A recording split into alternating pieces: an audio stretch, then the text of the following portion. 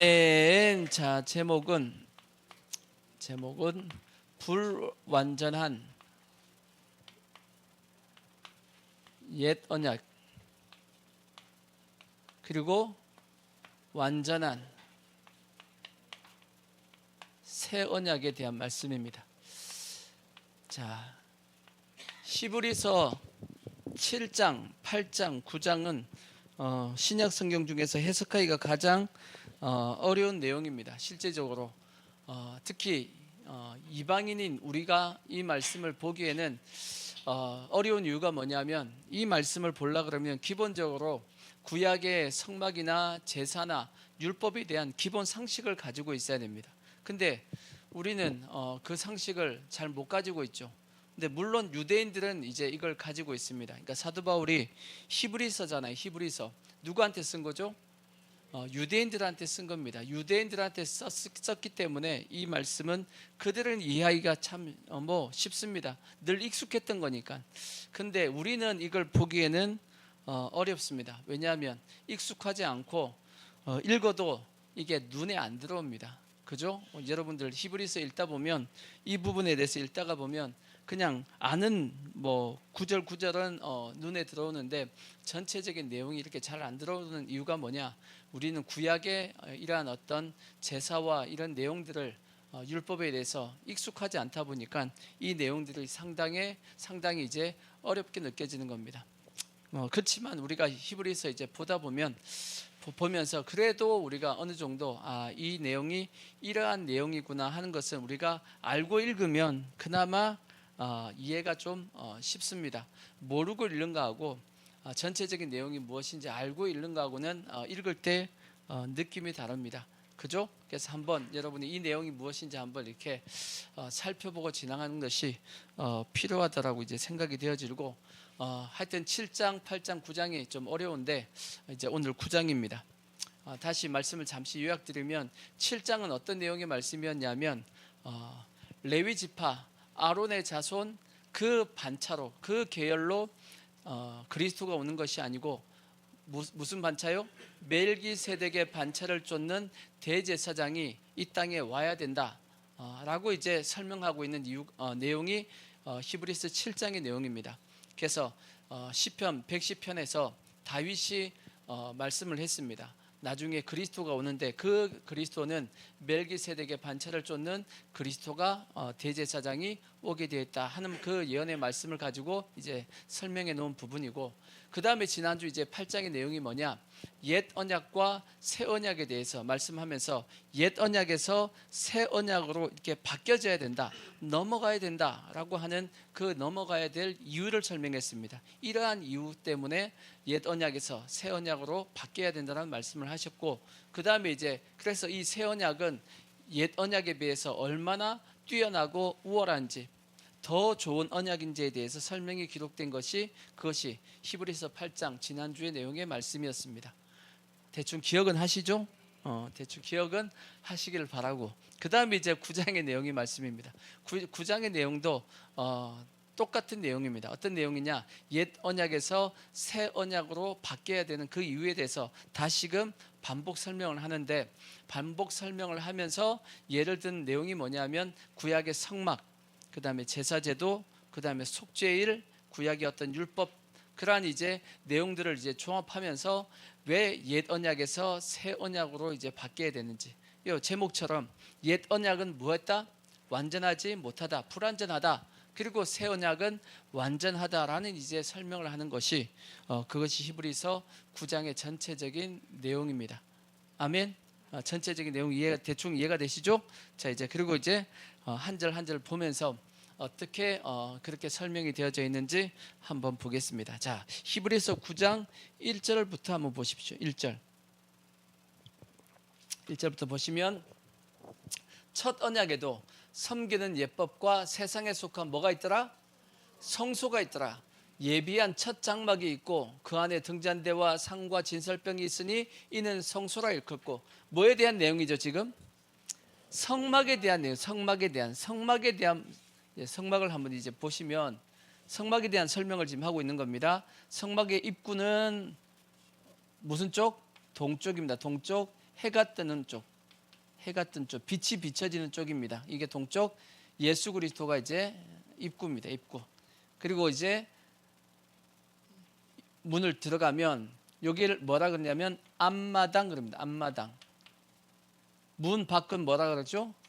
바깥마당. 성경에 보면 바깥마당은 뭐 하지 말라 돼 있냐면 계시록에 측량하지 말라. 측량하지 말라는 건 뭔 뜻이냐면 바깥마당은 구원을 못 받는다 그 뜻입니다. 반드시 어디에 들어와 있어야 되냐? 일단은 앞마당에 들어와 있어야 됩니다. 뭘 통해서? 문을 통해서. 문이 뭘 뜻하냐? 예수 그리스도를 뜻합니다. 예수 그리스도 이제 그리고 나서 이제 앞마당에 딱 들어가면 여기 뭐가 있죠? 번제단이 있어요. 번제단. 제물을 태우는 곳이 번제단입니다. 그 다음에 번제단을 지나면 뭐가 있죠? 물두멍이 있어요. 물두멍. 씻는 곳입니다. 죄를 씻는 곳이고 물두멍을 지나면 뭐가 있죠? 성소가 있습니다. 성소. 여기를 이제 성소라고 해요. 성소. 그래서 여기서 말씀하고 있죠. 예비한 첫 장막이 있고 그 안에 예비한 첫 장막, 여기가 첫 장막이라고 설명되어 있어요. 예비한 첫 장막이 있는데 첫 장막을 성소라고 일컫는데 거기에 뭐가 있고 등잔대와 상과 진설병이 있고 딱 들어가면 오른쪽에 뭐가 있냐? 오른쪽 뭐가 있죠? 요걸 떡상이 있고 떡상 위에는 뭐가 있죠? 진설병이니까 진설하는 떡 몇 개가 있죠? 12개가 있습니다. 12개가 있다. 진설병이 있고 그 다음에 또 뭐가 있죠? 등잔대가 있어요. 등잔대 왼쪽에 뭐가 있죠? 촛대가 이렇게 촛대가 있다. 촛대가 있다라고 이제 설명을 한 겁니다. 자, 그 다음에 3절 또 둘째 휘장 뒤에 있는 이 성소와 여기를 뭐라 그러죠? 여기는 지성소라 그래요. 지성소. 성소와 지성소 사이에는 뭐가 있다? 휘장이 있어. 휘장은 성경에 나중에 히브리서 뭐라고 하지? 휘장은 뭐다? 예수님의 육체다. 나중에 휘장이 예수님이 십자가 죽으시는 순간 어떻게 하죠? 위에서 아래부터 쫙 찢어졌다라고 말씀했어. 그죠? 휘장 있고. 자, 그래서 또 둘째 휘장 뒤에는 장막을 뭐라 그런다? 지성소라가 일컫나니. 그 다음에 거기에는 뭐가 있다 그랬죠? 금향로. 금향로가 우리는 어디 있다고 생각했죠? 금향로가 원래 어디 있죠? 성소에 있어요? 지성소에 있어요? 어디 있죠? 성소에 있어요? 지성소에 있어요? 성소에 있어요? 지성소에 있어요? 성소에 있어. 성소. 여기에 분향단이 여기 있어. 분향단. 그냥 분향단이 여기 있는데 왜 여기는 지성소 안에 있다고 얘기하지? 금향로와 사면을 싼 금으로 싼 언약궤가 여기 이제 언약궤가 있는데 언약궤가 있고 왜 분향단이 지성소에 있다고 얘기하지? 이유가 있습니다. 자, 그거는 어디 있냐면 레위기 16장 12절에 보시면 레위기 16장 12절에 보시면 자, 이거는 이제 속죄일에 대한 내용의 말씀인데 속죄일에 어떤 일이 발생하냐면 향료를 가져다가 여호와 앞 제단 위에서 피운 불을 그것에 채우고 또 곱게 간 향기로운 향을 두 손에 채워가지고 휘장 안에 뭐해서 들어가서 뭘 가지고 들어가서 향단 분향단을 가지고 어디에 들어간다? 지성소 안에 들어간다는 얘기입니다. 들어가서 여호와 앞에서 뭐하여? 분향하여 향연이 이렇게 올라가가지고 뭘 덮냐? 증거궤 위 속죄소를 가리게 할지니 그리하면 그가 죽지 아니할 것이며 라고 되어 있어요. 그러니까 분향단은 원래 어디 있는데? 성소에 있는데 언제는? 속죄일에 나중에 속죄일도 또 설명하겠지만 속죄일에 그걸 가지고 어디에 들어간다? 지성소에 들어간다고. 지성소에 들어가가지고 뭘 한다고요? 그 향연이 뭘 덮어야 돼요? 지성소를 덮는 거예요. 그래서 다시 히브리서 다시 9장을 보시면 아까 자 금향로와 사면을 금으로 싼 언약궤가 있고 그 안에 그러니까 금향로가 있고 그 다음에 사면을 뭘로 싼? 금으로 싼 뭐가 있다? 이게 언약궤가 있다고. 언약궤가 있는데 언약궤가 있는데 그 언약궤가 있고 그 안에는 뭐가 있대요? 언약궤 안에 언약궤 안에 세 가지가 들어가 있습니다. 첫 번째가 뭐가 있냐? 만나를 담은 금 항아리, 만나 항아리가 있고, 두 번째 아론의 쌍난 지팡이, 우리 민수기에 보면 있습니다. 아론의 쌍난 지팡이가 있고, 그 다음에 언약의 두 돌판이 이제 그 안에 들어가 있다라고 말씀했고, 그 위에가 뭐 있어요? 이 법궤 위에 뭐가 있냐면 뚜껑이 있어. 그 위에 법궤니까 궤 뚜껑이 있다고. 그 뚜껑에는 뭐가 있어요? 영광의 그룹이 두 명이 두 천사가 날개를 펴가지고 뭐 하고 있냐면 이 뚜껑입니다. 그 위에 이렇게 덮고 있다고. 이해가 되시죠? 덮는 그룹이야. 덮는 그룹. 성경에 보면 루시엘 천사를 뭘로 만들었다? 덮는 그룹으로 만들었다고 되어 있어. 성경에 보면. 그러니까 하나님의 보좌를 덮는 그룹입니다. 그래서 그 위에 속죄소를 덮는 영광의 그룹들이 있으니 이것들에 관하여는 이제 낱낱이 말할 수 없다라고 되어 있습니다. 이 덮는 그룹 사이에서 그 사이가 뭐죠? 그게 시온좌, 보통 시온좌 속죄소, 그곳에서 하나님께서 뭐 하시냐면 말씀하시는 곳이야. 이해가 되시죠? 이것에 대해서는 사도 바울이 얘기하길 낱낱이 말할 수 없다 그랬습니다. 이걸 얘기하면 몇 날 며칠 얘기해야 되기 때문에 내용이 너무 많다라고 이제 설명을 한 겁니다. 이해가 되시죠? 자, 6절 말씀. 이 모든 것을 이같이 예비하였으니 제사장들이 항상 첫 장막에 들어가 섬기는 예식을 행하고, 제사장들은 항상 어디에 들어가고, 제사장들은 어디에 들어간다? 첫 장막. 그러니까 제사장들은 항상 어디까지만 들어간다는 얘기예요? 성소까지만 들어가. 어디를 못 들어가죠? 지성소 못 들어간다고. 제사장들은 지성소 못 들어갑니다. 누구만 들어가죠? 대제사장만 지성소에 들어가지. 제사장들은 성소까지밖에 못 들어갑니다. 그럼 성소에 왜 들어가죠? 근데 성소에 들어가는 이유가 뭐죠? 여기 보면 제사장들이 항상 첫 장막에 들어간다 했어요. 항상 들어간다. 그러니까 이것은 매일 들어가는 겁니다. 매일 들어가는데 그것도 몇 번 들어가냐? 매일 2번씩은 들어가야 됩니다. 왜 들어가냐? 아침에 그러면 저녁에. 그래서 성경에 보면 자, 출애굽기 27장 20절에 보시면, 출애굽기 27장 20절 보시면, 너는 또 이스라엘 자손에게 명령하여 감난으로 짠 순수한 기름을 등불을 위하여 내게로 가져오게 하고 끊이지 않게 등불을 켜대. 그러니까 성소에 저기 뭐가 있죠? 촛대가 있다. 저 촛대의 불이 꺼지면 안 됩니다. 촛대의 불이 꺼지면 안 되기 때문에 아침 저녁으로 들어가 가지고 뭐냐면, 그러니까 아론과 21절 아론과 그의 아들들로 회막안 증거궤 앞 휘장 밖에서 저녁부터 아침까지 항상 여호와 앞에 그 등불을 보살피게 하라. 이는 이스라엘 자손이 대대로 지킬 규례다라고 말씀했어요. 그리고 출애굽기 30장 7절에 보시면, 30장 7절 보시면 또 왜 들어가냐? 아론이 아침마다 그 위에 향기로운 향을 사로되 등불을 말 때, 손질할 때 살을 찌며. 그러니까 등불을 켤 때, 그리고 등불을 켜다 보면 기름에 뭐가 끼죠? 때가 끼잖아, 그죠? 다 긁어내고 이렇게 그 기름을 뭐 한다냐면 정리한다, 손질한다고 얘기합니다. 그 할 때 그때 뭐도 같이 해라. 향기로운 향도, 그때 향도 피우라는 얘기입니다. 그리고 또 언제? 저녁 때 등불을 켤 때에도 살을 찌니 이 향은 너희가 대대로 여호와 앞에 끊지 못할지며. 그러니까 뭐라고 말씀하냐? 그러니까 이 첫 장막에는 제사장이 항상 매일 들어갔습니다. 아침 저녁으로 들어가가지고 불도 켜고, 그 다음에 또 뭐도 하고 향도 피고, 그럼 매일 그걸 해야 되는 겁니다. 이해가 되죠? 근데 어디까지만 들어간다? 성소까지만 들어간다는 거예요. 성소까지만. 그리고 다시 히브리서 9장 7절을 보시면, 오직 둘째 장막이 어디죠? 지성소는 대제사장이 홀로, 그 다음에 언제? 1년에 몇 번? 한 번 들어가되 자기 백성들의 허물을 위하여 드리는 피 없이는 아니하나니. 피를 가지고 1년에 한 번 대제사장이 어디를 들어갈 수 있다? 지성소에 들어가게 된다라고 말씀합니다. 그 1년에 한 번 들어가는 그 날이 무슨 날이죠? 그 날이 속죄일이라고. 속죄일.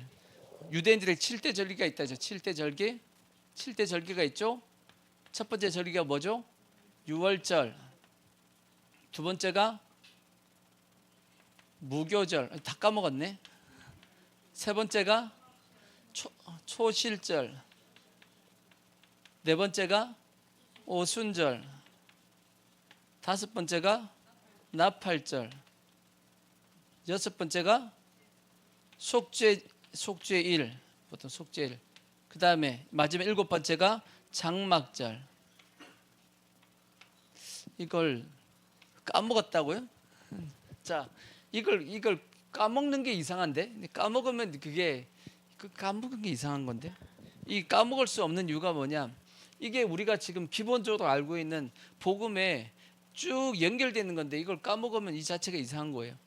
유월절 뭘 예표하죠? 예수님이 십자가에 달린 것, 그 사건, 예수님이 우리를 위해서 죽은 사건이 뭐예요? 그게 유월절이야. 이게 몇 월 며칠? 1월 14일. 1월 14일입니다. 그리고 나서 유월절 다음 날부터 시작해가지고 7일 동안 1월 15일부터 그러니까 며칠까지? 21일까지지. 15, 16, 17, 18, 19, 20, 21일. 21일 동안 뭐가 있죠? 무교절이 있다. 무교절. 이건 뭘 예표하죠? 예수님의 죽음을 예표합니다. 예수님께서 땅에 묻혔다. 확실하게 뭐 있다는 얘기예요? 죽었다라는 겁니다. 확실하게 죽었기 때문에 뭐가 가능하죠? 부활이 가능한 겁니다. 어설프게 죽었다 살아나는 건 부활이 아니야. 그냥 자다 일어난 거지만 예수님이 확실하게 뭐 있다? 죽었다. 그게 무교절이고 초실절은 언제죠? 초실절은 언제죠? 몇 월 며칠? 초실절은 몇 월 며칠이 없습니다. 몇 월 며칠이 없고 무교절 요 며칠 동안 7일 중에 안식일 한번 나오겠죠? 안식 후 첫날 다음 날입니다. 그러니까 이 7일 중에는 반드시 하루는 뭐가 끼겠어요? 안식일이 끼게끔 돼 있잖아요. 안식일이 끼겠지. 그죠? 7일이니까 일주일이니까 그 안식일 다음 날이 언제예요? 그때가 초실절입니다. 뭘 예표하겠어요? 부활이지 당연히 부활. 예수님께서 언제 부활하셨죠? 안식 후 첫날 부활하셨다고. 그게 초실절입니다. 그걸로부터 시작해가지고 며칠을 세냐? 7 곱하기 7 하면 49가 지나고 그 다음날 50일째 되는 날 그날을 뭘로 지켜요? 오순절로 지킵니다. 초실절 다음부터 시작해가지고 7주가 지나고 7주 다음 그 다음날 50일째 되는 날을 뭐라 그런다? 오순절. 뭐한 날이죠? 성령이 강림한 날입니다. 그리고 나서 나팔절이에요. 나팔절. 여기까지 지금 우리 시대는 그래서 무슨 시대예요? 오순절 시대에 우리가 지금 살고 있는 겁니다. 오순절 시대, 성령 시대에 우리가 살고 있다고. 그리고 나서 나팔절 몇 월 며칠? 7월 1일입니다. 나팔절 일곱 번째 나팔입니다. 매해 첫날 1월 1일 날 나팔 한번 불고 2월 1일 날 나팔 또 한번 불고 3월 1일 날 또 불고 이렇게 했고 마지막 일곱 번째 달 그날에는 나팔을 길게 붑니다. 그날 무슨 날이냐? 나팔절로 지킵니다. 뭘 예표하죠? 예수님의 재림을 예표한다고. 예수님의 재림을 예표하잖아. 그죠? 그래서 마지막 나팔에 누가 오신다? 예수님이 재림하신다. 큰 나팔 소리와 함께 오신다. 일곱 번째 나팔 때 오신다 라고 성경에 그렇게 기록하고 있는 겁니다. 이해가 되죠? 그러니까 예수님께서 나중에 재림하는 날이 정해져 있어요. 무슨 날 오신다? 나팔절에 오십니다. 지금까지도 날짜를 지킨 거 보면 앞으로도 지키시겠지. 그죠? 그리고 나서 속죄일입니다. 속죄일. 이거는 7월 10일입니다. 10일. 속죄일. 뭐 하냐면 이건 영적으로 얘기하면 뭐 하는 거냐면 인류의 모든 사람에 대해서 이제 심판하시는 날입니다. 심판하시는 날이라고. 죄사함을 받는 우리는 영원한 속죄를 얻습니다. 우리는 뭘 받아요? 영원한 속죄를 받는다고. 세상은 영원한 심판이 결정되는 날입니다. 그게 무슨 날이에요? 그게 속죄일이야. 속죄일. 그리고 나서 속죄일이 지나고 7월 15일부터 21일까지가 무슨 날이에요? 장막절. 이 장막절은 크게 두 가지입니다. 천년왕국, 그 다음에 새 예루살렘 성을 예표한다고. 이해가 되죠? 이게 성경의 기본적인 순서잖아, 그죠? 까먹을 수가 있어요, 없어요? 이건 이건 안 까먹어지는데, 이거는 성경을 처음부터 이렇게 쭉 이렇게 연결되는 건데, 이게 뭔가 까먹었다 그러면 여러분 문제가 있는 거야. 이 까먹었다 그러면 문제가 있는 거야. 자, 그 중에 이제 오늘 말씀하고 있는 게 언제라고요? 속죄일입니다. 속죄일. 이 속죄일에 대제사장이 1년에 한 번 어디에 들어가냐면 지성소에 들어간다는 얘기예요. 지성소에. 근데 뭘 가지고 들어간다? 피를 가지고 들어간다. 이제 그 설명을 한 겁니다. 오직 둘째 장막은 대제사장이 홀로, 또 혼자 들어가야 돼. 홀로 1년에 한 번 들어가되 자기와 백성의 허물을 위하여 뭘 가지고? 피를 가지고 들어갑니다. 이게 속죄일에 대제사장이 한 번 이렇게 들어가게 돼 있는데, 이 조심해야 될 것은 이 속죄일 외에 만약에 대제사장이 지성소에 들어갔다, 그러면 어떻게 되죠? 그러면 죽어요. 죽는다고 돼 있어. 자, 레위기 16장 2절에 보시면, 레위기서 16장 2절에 보시면 그렇게 돼 있어요. 자, 여호와께서 모세에게 이르시되 내 형 아론에게 이르라. 성소의 휘장 안 법궤 위 속죄소 앞에 아무 때나 들어오지 지금 말라. 이 단어가 참 말라. 그리하여 죽지 아니하도록 하라.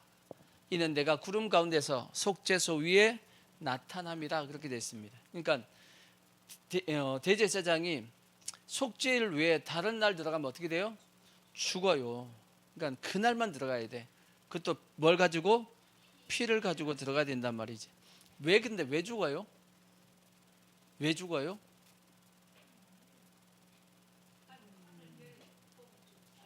죽는 이유를 하나님께서는 이렇게 설명해 놨어. 자, 출애굽기 33장 20절에 보면 이렇기 때문에 죽는다고 돼 있어요. 출애굽기 33장 20절에 보면 20절, 또 이르시되 너가 내 얼굴을 보지 못하리니 나를 보고 살 자가 있다 없다? 없으리라. 없음이니라. 여호와께서 또 이르시기를 보라, 내 곁에 한 장소가 있으니 너는 그 반석 위에 서라. 내 영광이 뭐할 때?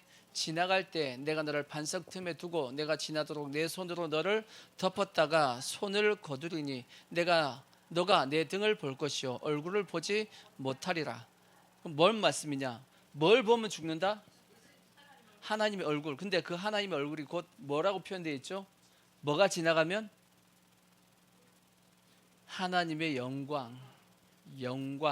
성경에는 영광, 또 그걸 다르게 뭘로 표현했냐면 빛, 그렇게 표현했어. 하나님의 영광을 우리가 뭐하면? 보면 우리는 뭐한다? 죽는다. 왜? 죄인된 우리가 하나님의 영광을 보면 죽습니다. 그게 영적인 원리입니다. 그래서 하나님이 그러니까 대제사장이라 할지라도 아무 때나 들어가 가지고 하나님의 영광을 보면 뭐하게 된다? 죽게 된다라는 겁니다. 그래서 이 하나님의 영광을 우리가 함부로 이렇게 대하면 안 되는 겁니다. 하나님의 영광에 대해서 이걸 철저하게 성경을 보면 지켰다라고 되어 있어요. 특히나 이스라엘 백성들이 광야 생활 가운데, 광야 때는 이스라엘 백성들이 성막을 어떻게 했죠? 계속 옮겼잖아. 구름 기둥이 뜨고 불 기둥이 떠가지고 앞으로 가면 어떻게 해야 되죠? 이스라엘 백성들이 성막을 뭐 해야 돼요? 옮겨야 될 거 아니야. 근데 옮길 때 통째로 이렇게 옮겼어요? 통째로 어떻게 옮겨? 그 모든 장막의 그 기둥들부터 시작해가지고 그거 다 어떤 거는 이제 수레로 끌고 가기도 하고, 근데 어떤 것들은 다 뭐 해야 되죠? 어깨에 메고 가야 된다. 그래서 어깨에 메야 될 성물들이 있었다고. 그 대표적인 게 뭐냐면 법궤가 어깨에 메게끔 되어 있고, 그 다음에 뭘 어깨에 메야 되죠? 분향단, 향단도 어깨에 메야 됩니다. 그 다음에 떡상도 뭐 해야 돼요? 어깨에 메게 되어 있고, 그 다음에 뭐죠? 촛대도 어깨에 메게끔 되어 있어요. 물두멍은 어깨에 못 맵니다. 무거워가지고 못 매. 번제단도 이게 어떻게 돼 있지? 여기도 그게 있는데, 근데 이것도 못 들어 이거. 근데 이거 분리시켜서 갑니다. 이건 다 분리시켜서 가게 돼 있어. 번제단은 하여튼 그렇게 돼 있는데, 성경에 보면 이렇게 어깨에 매는 사람들이 있었죠. 그럼 무슨 지파? 레위 지파. 무슨 자손?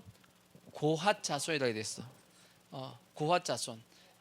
고핫 자손인데 그 자손은 레위의 아들 중에서 고핫 자손이 있었단 말이에요. 그 고핫 자손은 뭐 하는 사람이 되냐면 이 성물 중에서 어깨에 매는 것을 하는 이 자손들이란 말이에요. 레위 지파 중에서.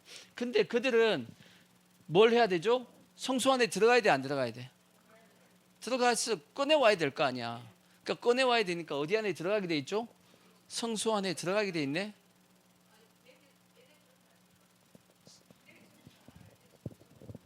누가 내죠? 누가 내줘요? 제사장들이 내줘요? 내준다. 아니면 가질러 들어간다. 성경은 뭐라고 돼 있죠? 성경은 가질러 들어간다라고 돼 있어. 가질러 들어갔는데 그러다 보면 뭘 보게 돼 있죠? 안에 있는 성물들을 뭐 하게 돼 있죠? 보게 돼 있네. 그러니까 보면 어떻게 된다? 보면 죽는다고.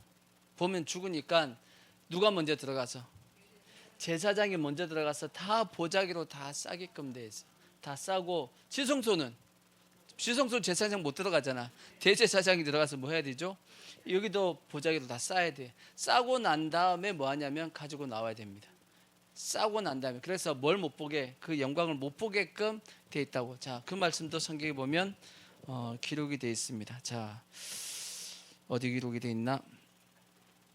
민수기 4장 17절을 보시면, 민수기 4장 17절 보시면 17절. 자, 여호와께서 또 모세와 아론에게 말씀하여 이르시되 너희는 고핫 족속의 지파를 레위인 중에서 끊어지게 하게 하지 말지니 그들이 지성물에 접근할 때 그들의 생명을 보존하고 죽지 않게 하기 위하여 이같이 하라. 아론과 그의 아들들이 들어가서 각 사람에게 그가 할 일과 그가 맬 것을 주의하게 할지니라.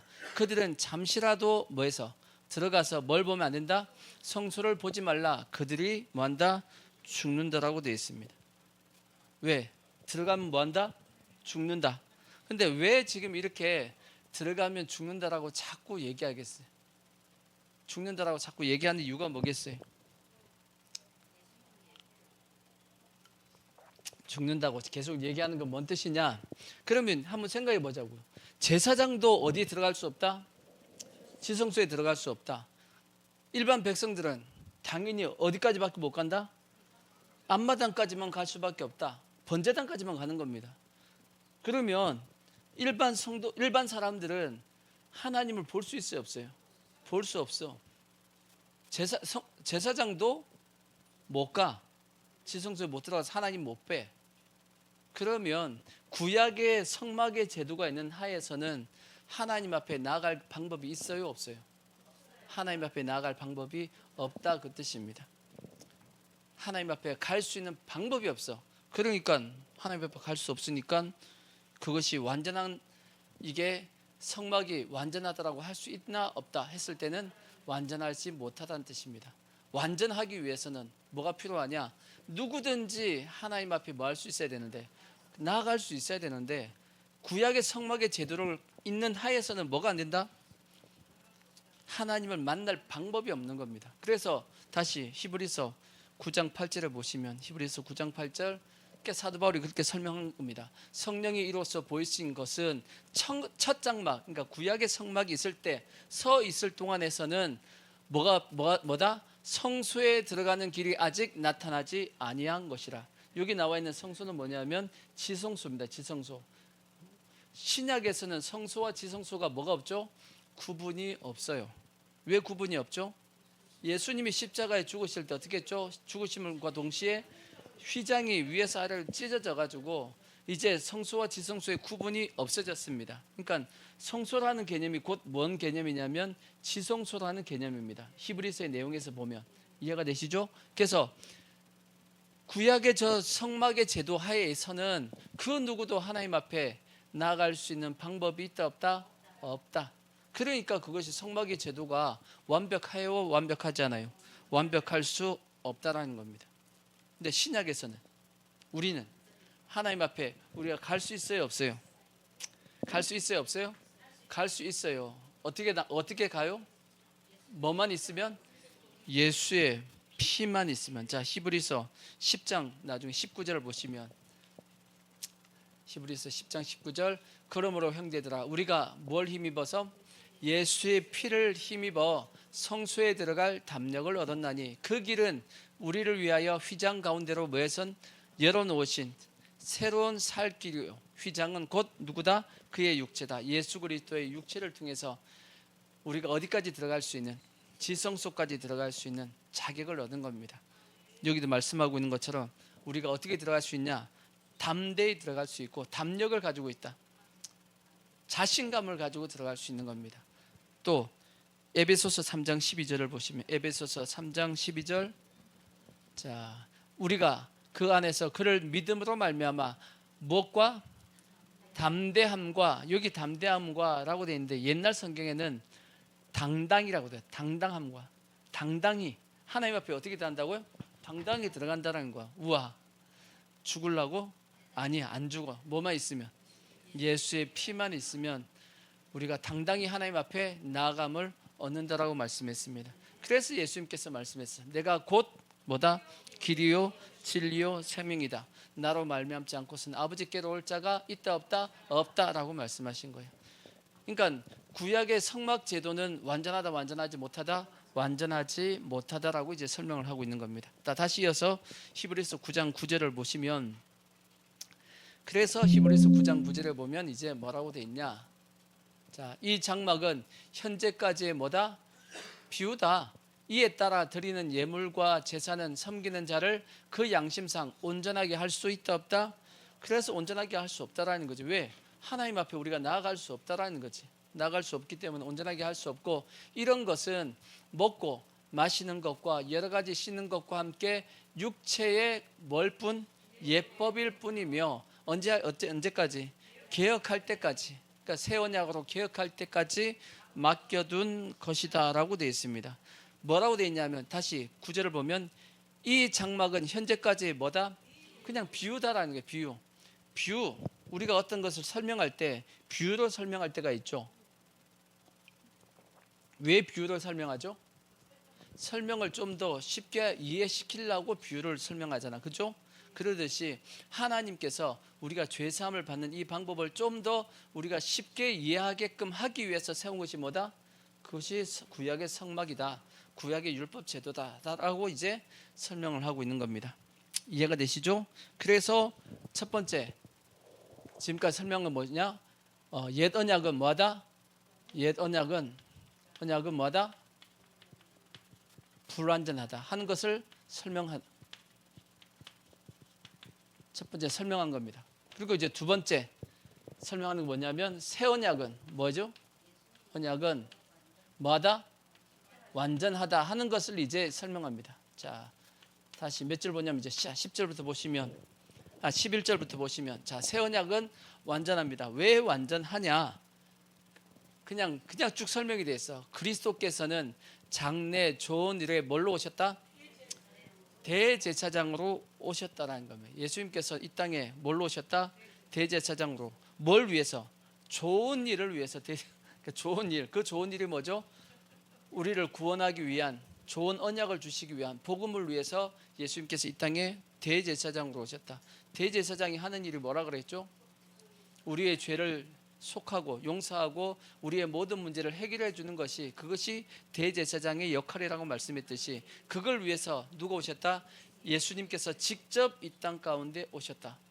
그러하기에 새 언약은 완전하다, 불완전하다? 완전하다라고 말씀하고 있고, 그 다음에 손으로 짓지 아니한 것, 곧 이 창조에 속하지 아니한 더 크고 온전한 장막으로 말미암는다 그랬습니다. 뭐냐? 구약의 손으로 지은 거죠. 구약의 성막은 손으로 지었지만 예수님이 하신 것은 손으로 지은 것이 아니고 완전한 장막, 온전한 장막입니다. 이 장막이, 온전한 장막이 뭐냐? 이것은 파리가 지금 들어왔어. 온전한 장막, 완전한 장막이 뭐냐? 예수 그리스도의 십자가입니다. 십자가를 통해서 완전한 장막으로 말미암고, 그 다음에 12절, 염소와 송아지의 피로 하지 아니하고 오직 누구 피로? 자기 피로. 예수님께서 자기 피로써 뭘 드렸다?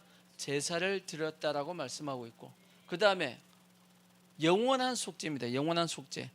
우리가 죄사함을 받는 것은 일시적으로 받는 것이 아니고 언제까지? 영원토록. 그러니까 우리는 영원히 뭘 받냐면 죄사함을 받은 거고, 우리가 받은 죄사함은 일시적으로 받은 게 아니에요. 언제까지 받은 거예요? 영원토록 받은 겁니다. 영원토록 받았으니까 우리는 영원토록 의인이라고 칭함을 받고, 영원토록 어디에 갈 수 있는 자격이 있냐? 천국에 들어갈 수 있는 자격이 있는 겁니다. 왜? 영원토록 죄사함을 받았으니까. 그 다음에 또 몇 번 만에? 단번에. 단번이니까 다시는 그 똑같은 일을 반복할 필요가 있어요, 없어요? 필요가 없다라는 거야. 한 방에 끝냈으니까. 그러니까 그래서 어디에 들어가셨다? 성소에 들어가셨다. 예수님께서 어디에 들어가 계시죠? 하늘 성소에 들어가셨잖아. 하나님의 보좌에, 성소에 들어가셨다. 뭔 뜻이라고 말씀드렸어요? 하나님, 예수님께서 하나님 보좌 우편에 앉으셨다. 뭔 뜻이라 그랬어요? 지난주에. 뭐에 대한 설명이다? 다 이루었다라는 설명이다라고 말씀드렸잖아. 설명할 때마다 까먹어. 예수님께서 하나님 보좌 우편에 앉으셨다는 뜻은 요한복음의 말씀과 또 히브리서의 말씀을 종합해 보면 뭘 뜻하는 것이다? 다 이루셨다라는 뜻이다. 다 이루셨기 때문에 이제 원래 자리로 예수님께서 돌아가신 겁니다. 하나님 보좌 우편에 올라가셔서 지금도 뭐 하고 계시다고요? 우리를 위해서 성부 하나님께 중보하고 계시고 간구하고 계시다라고 성경이 말씀하고 있는 겁니다. 그렇기 때문에 지금 이걸 쭉 읽어보니까 새 언약은 완전해요, 불완전해요? 완전하단 말이에요. 완전한 지금 언약을 우리와 맺으신 겁니다. 완전한 언약을 하신 겁니다. 이해가 되시죠? 그러니까 새 언약은 뭐한 거다? 완전한 거다. 그러면 이제 13절 다시 보시면, 자, 염소와 황소의 피와 및 암송아지의 죄를 부정한 자에게 뿌려 그 육체를 정결하게 하여 거룩하게 하거든. 자, 구약에서는 이런 방법을 통해서 뭘 했냐면 육체를 정결하게 했다라는 겁니다. 뭘 통해서? 염소와 황소의 피. 염소와 황소의 피 말고 또 더 있죠? 무슨 피가 있죠? 뭔 짐승을 잡았죠? 양도 잡았죠. 그 다음에 또 뭘 잡았죠? 비둘기 잡았죠. 산비둘기, 집비둘기 해가지고. 그러니까 구약의 제사 제도에 바치는 제물은 크게 요 네 가지입니다. 황소, 염소, 양, 그 다음에 비둘기, 요 네 가지입니다. 그렇죠? 성경에 기록되어 있는 것. 이걸 통해서 뭐 한다?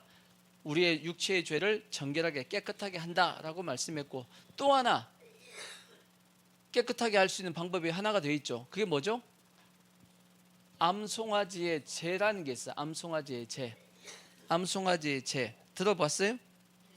암송아지의 죄는 들어봤는데 이건 어디서 나오냐? 자, 민수기 19장 1절을 보시면, 민수기 19장 1절 보시면 설명이 되어 있어요. 암송아지 죄가 뭐냐? 여호와께서 모세와 아론에게 말씀하여 이르시되 여호와께서 명령하시는 법의 율례를 이제 이르노니 이스라엘 자손에게 일러서 온전하여 흠없고 아직 멍에 매지 아니한 붉은 암송아지를 내게로 끌어오게 하고. 한동안 붉은 암송아지가 유튜브에 많이 떴어요. 왜 떴죠? 지금 이스라엘이 하나님의 성전을, 제3성전을 건축하기 위해서 다 준비해놨다. 뭐까지도 다 회복시켰다. 붉은 암송아지도 다 회복시켰다. 이게 유전자 이제 해가지고 만들어냈다라는 겁니다. 그 얘기를 한동안 유튜브에서 떴죠. 다 이제 뭐 할 수 있는 구약의 그 율법을, 제사 제도를 다 지킬 수 있는 방법을 준비를 다 했다라는 그런 내용이 있었단 말이죠. 그러니까 그 암송아지입니다. 붉은 암송아지. 붉은 암송아지 뭐 하려고? 자신들을 이제 정결케 하기 위한 제도가 그거였기 때문에.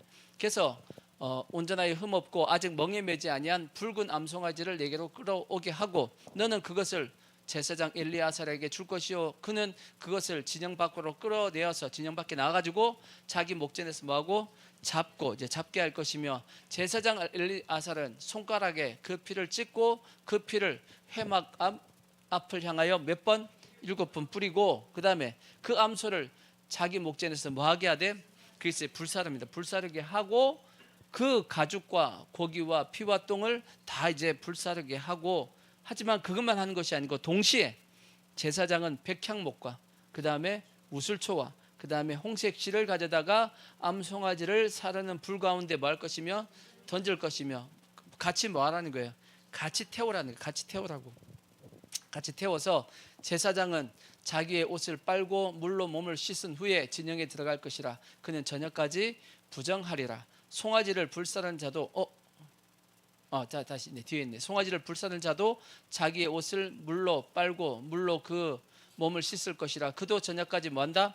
부정하리라. 이에 정결한 자가 암송아지의 죄를 다 뭐 해가지고 이제 다 태웠으니까 뭐가 남았을 거예요? 죄가 남았겠지. 그 죄를 다 뭐 해가지고 다 걷어가지고 진영 밖 깨끗한 곳 정한 곳에 둘지니 이것은 이스라엘 자손 회중을 위하여 뭐 했다가 딱 간직했다가 부정을 씻는 물을 위하여 간직할지니 그것은 뭐다?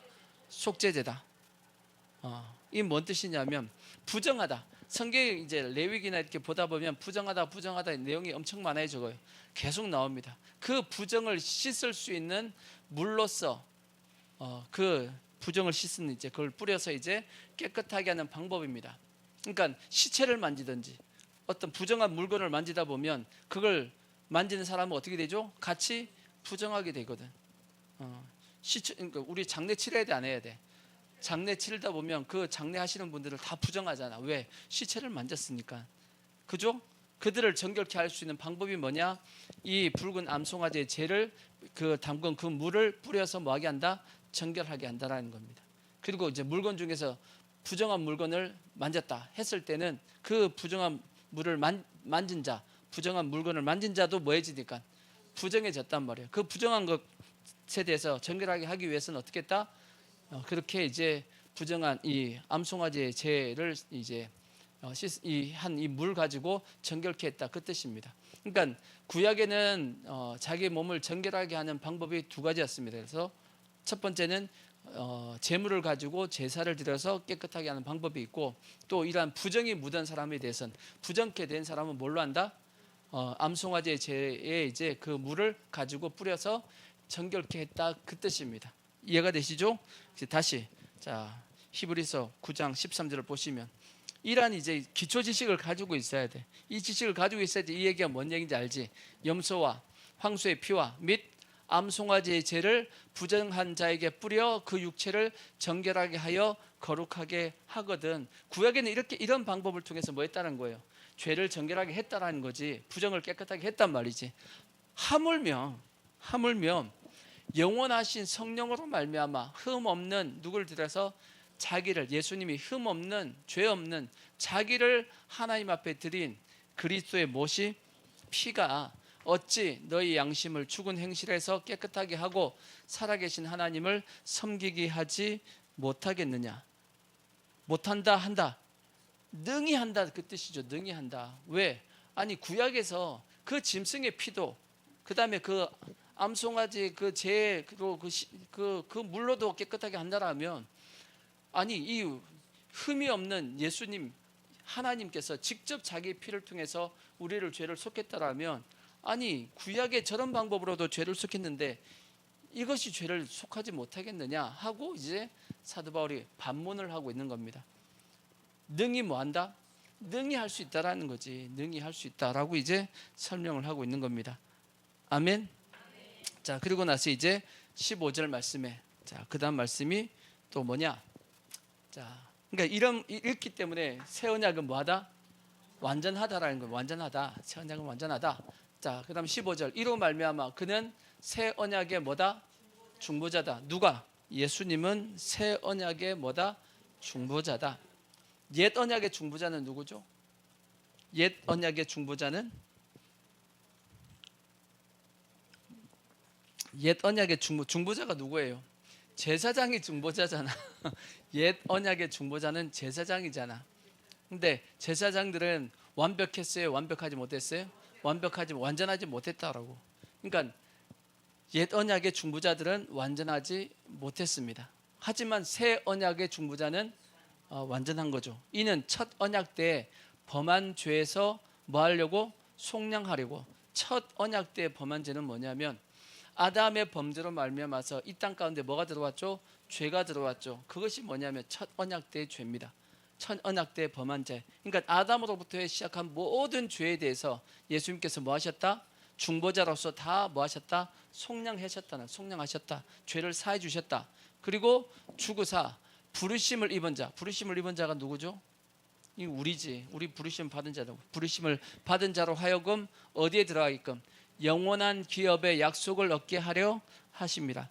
예수님께서 새 언약의 중보자가 되어 가지고 옛 언약에 속해 있는 모든 죄에 대해서 다 뭐 해주셨고 다 용서해 주셨고 다 속량하셨고 우리가 원래는 옛 언약에 속해 있던 우리의 모든 죄가 다 뭐 되었어요? 우리가 다 용서함 받았잖아.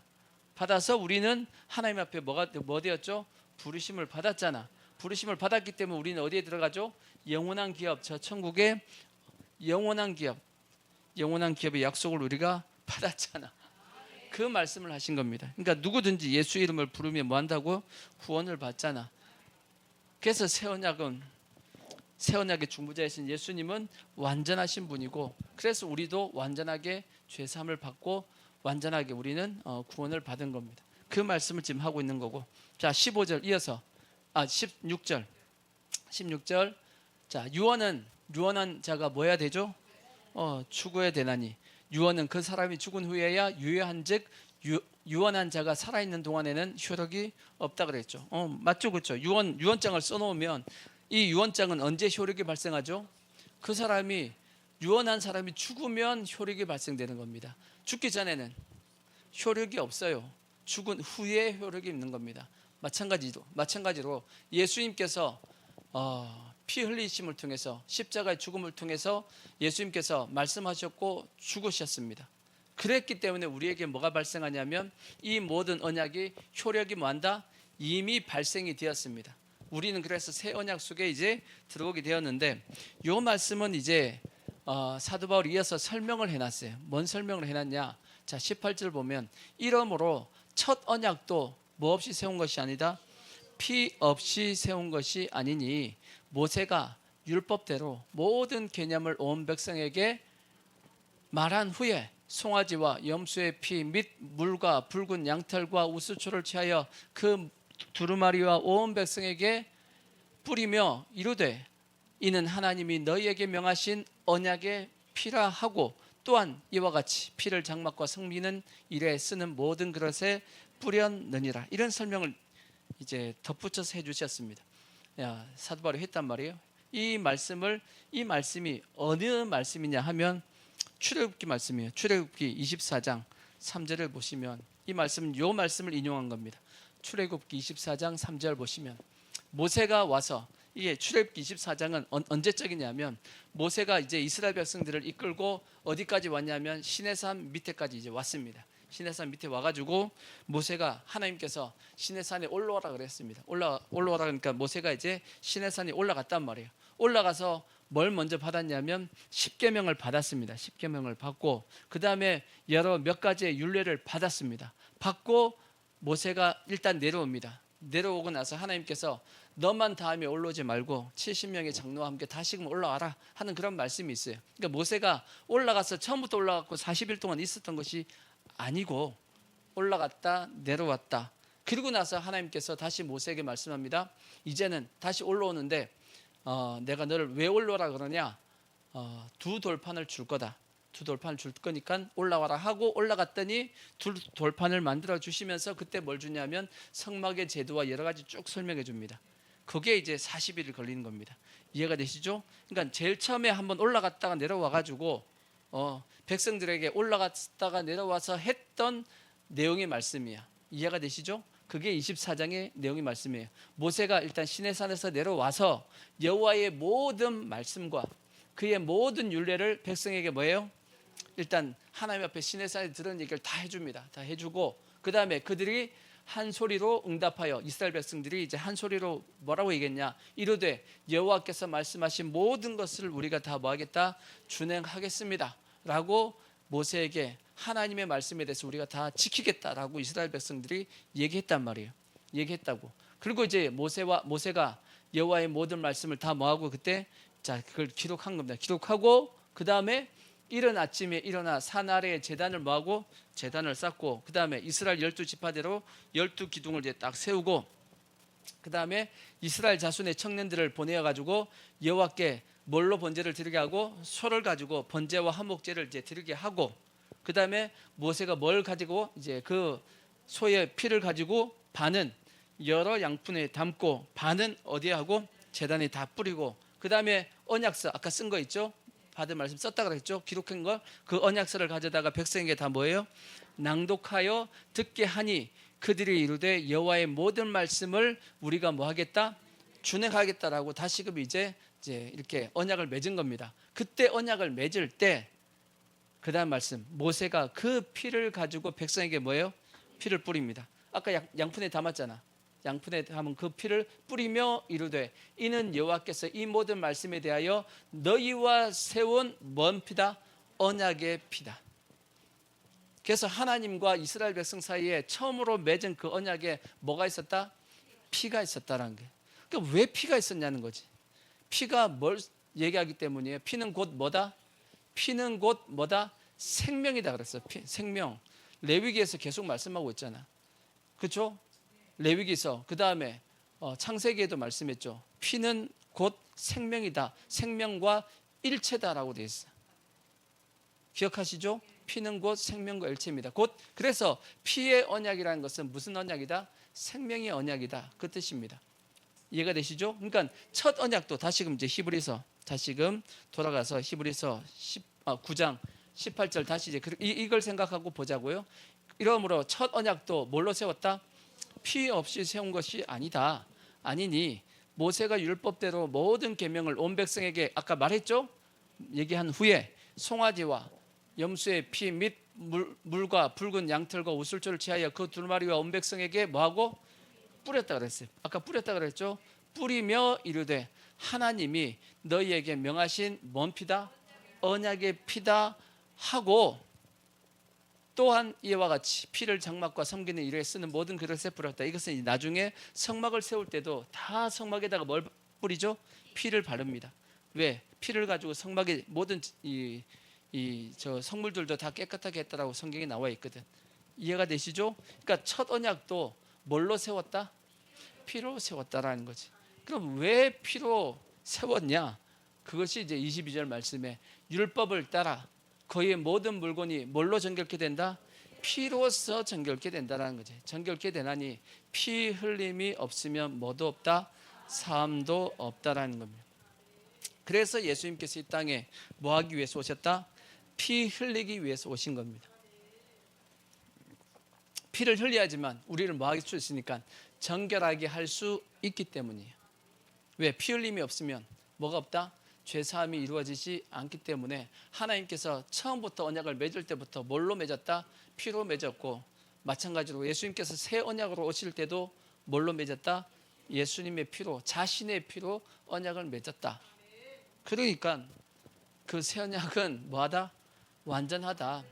완전하다라고 지금 설명을 하고 있는 겁니다. 이해가 되시죠? 자, 여기까지 왔어. 힘들게. 자, 23절. 자, 23절. 그러므로 이제는 이제 그냥 읽으면 이제 설명이 됩니다. 그러므로 하늘에 있는 것들의 모형은, 하늘에 있는 것들의 모형이니까 이 땅에 있는 거네. 이 땅의 성막은 이런 것들로서 정결하게 할 필요가 있었으나, 이 제물의 피로서 정결하게 할 필요가 있었으나, 하늘에 있는 그것들은, 실제적인 하늘에 있는 그것은 이런 것들보다 더 좋은 제물로 할지니라. 하늘에 있는 것은 뭘로 하셨죠? 예수님의 피로 했잖아. 이해가 되시죠? 그 다음에 그래서 그리스도께서는 참 것의 그림자인 손으로 만든 성소에 들어가지 아니하시고, 이 땅의 저기 성소에, 성막의 성소에 들어간 것이 아니고 어디에 들어가셨다? 바로 그 하늘에 들어가서, 하늘의 보좌죠, 하늘의 성막에 들어가셨습니다. 하늘의 성소에 들어가서 이제 우리를 위하여 하나님 앞에서 나타나시고, 그 다음에 대제사장이 해마다 다른 것에 피로써 성소에 들어가는 것 같이 자주 자기를 드리려고 아니하실지니. 대제사장들은 매번마다 피 흘려가지고 어디에 들어갔죠? 지성소에 들어갔잖아. 그렇게 할 필요가 있다 없다? 예수님은 그렇게 할 필요가 없다. 왜? 완벽하고 완전한 제사를 이루어가지고 어디에 들어가셨습니까? 하나님의 성소에 들어가셨으니까. 아까 말씀했잖아. 하나님의 성소에 하나님 보좌 우편에 앉으신 것 자체가 뭐다? 뭐했다? 다 이루었다. 다 이룬 것에 대한, 다 이루었으니까 더 이상 제사 드릴 필요가 있다 없다? 없다라고 얘기하는. 자, 만약에 그리하면 그가 세상을 창조할 때부터 자주 고난 완벽하지 못했다라면 예수님이 또 뭐 해야 돼요? 또 이 땅에 와가지고 십자가에 또 죽어야 되잖아. 그럴 필요가 있다 없다? 없다. 그래서 이제 자기를 몇 번에? 단번에 한 번에 제물로 드려 죄를 없이 하시려고 그 다음에는 세상 끝에 나타나셨느니라. 그러니까 2000년 전에 예수님께서 이 땅에 오셔가지고 그 일을 하신 겁니다. 아멘. 여기까지 다 이해가 됐죠? 자, 그리고 나서 27절 이제 결론적입니다. 결론. 한 번 죽는 것은 사람에게 뭐한 것이요? 정해진 것이요. 그 후에는 뭐가 있다? 심판이 있다라는 겁니다. 우리에게 한 번 죽는 것은 우리에게 다 뭐해진 거다? 정해진 겁니다. 안 죽을 사람 있어요? 물론 주님이 오시면 안 죽을 수 있지만 그것이 아니라면 모든 사람은 다 무조건 다 뭐하게 돼 있죠?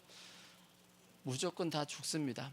물론 성경에 죽음을 보지 않은 두 사람이 있긴 하지만 일단은 모든 사람은 반드시 다 뭐하냐? 다 죽습니다. 근데 죽음으로 끝나면 얼마나 좋겠어? 근데 죽음으로 끝나지 않고 뭐가 있다? 그 후에는 심판이 있습니다. 심판이.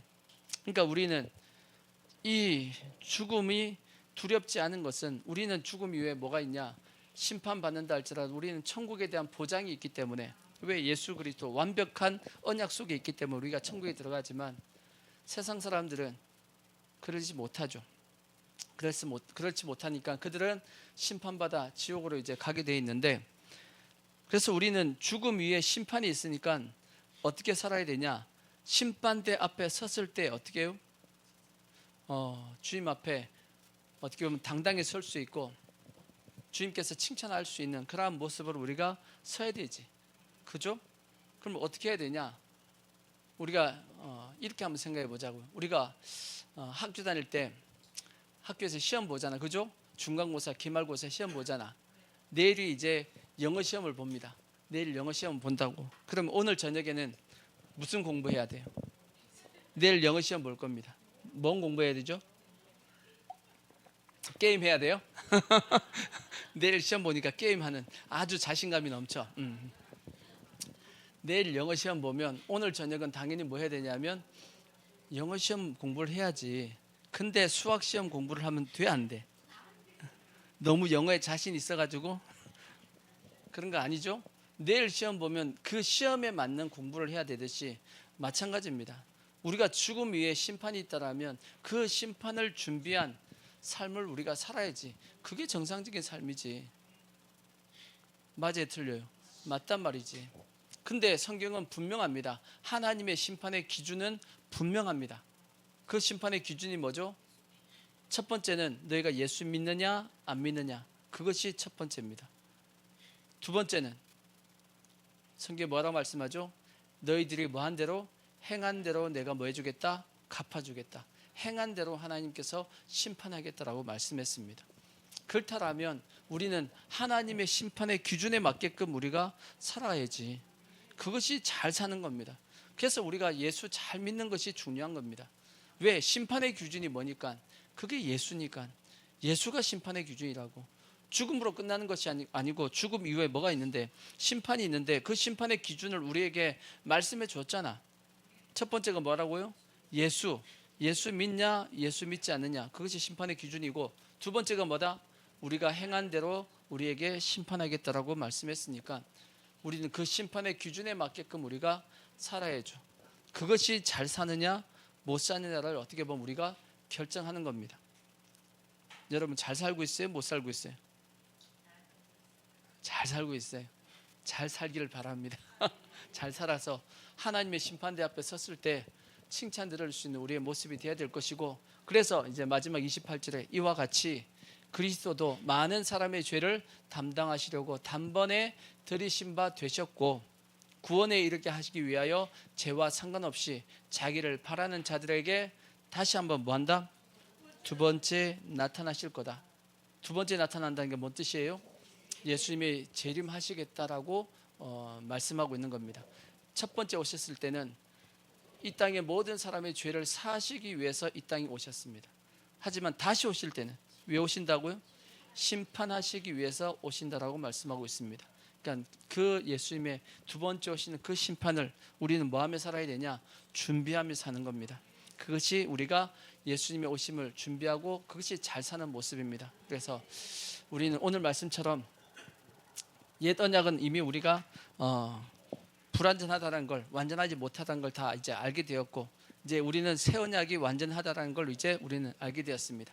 새 언약 속에 우리가 확실한 믿음을 일단 가지셔야 될 것이고, 물론 이제 유대인들에 대한 설명이지만 이 말씀을 통해서 아하, 저러한 원리와 저러한 논리 가운데 옛 언약에서 새 언약으로 이렇게 바뀌어졌구나 하는 것을 우리가 알고 확실하게 새 언약에 대한 믿음을 가지시고, 또 오늘 심판의 기준에 대한 말씀도 우리가 알듯이 확실한 심판에 대한 기준을 가지고 이 땅 가운데 진짜 예수 잘 믿어서 나중에 우리가 주님 앞에 섰을 때 책망 듣지 않고 칭찬 들을 수 있는 우리 모든 성도들 꼭 되어지기를 부탁의 말씀을 드리겠습니다. 아멘. 자, 우리 찬송하고 기도하겠습니다.